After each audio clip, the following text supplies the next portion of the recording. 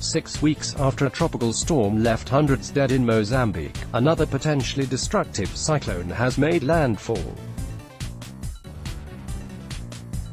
Part of the African nation, one of the poorest countries in the world, was left devastated by Cyclone Idai last month, and there are fears that Cyclone Kenneth could bring about similar carnage. Mandatory evacuations were carried out ahead of its arrival, which is expected to bring heavy rain and flooding to northeastern regions largely spared by its predecessor. Image parts of Mozambique were hit by Cyclone Idai just weeks ago. Kenneth could also make its presence part in the south of Tanzania, where coastal residents have been told to flee their homes, and winds have already reached a whopping 136 miles per hour.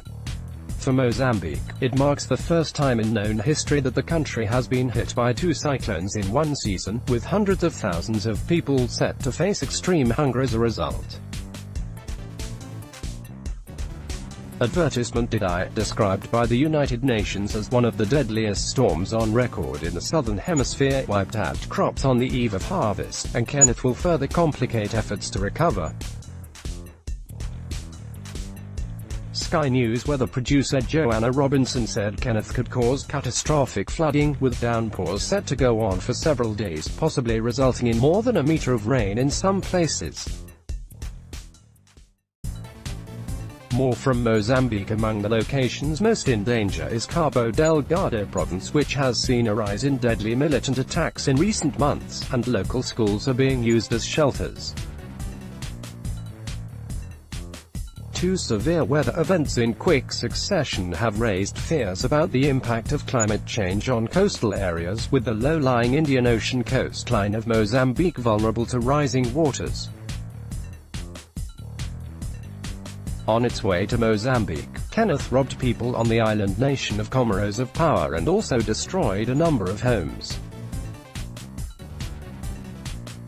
Image: Cyclone Kenneth has made landfall in Mozambique. The UN said it was still assessing the full extent of the damage there, but is prepared for what could be another large relief operation, as is the Red Cross and other aid organizations. But with a post-Idai fundraising campaign having reached just 24% of its target, there are concerns that aid programs will end up falling well short of what is needed.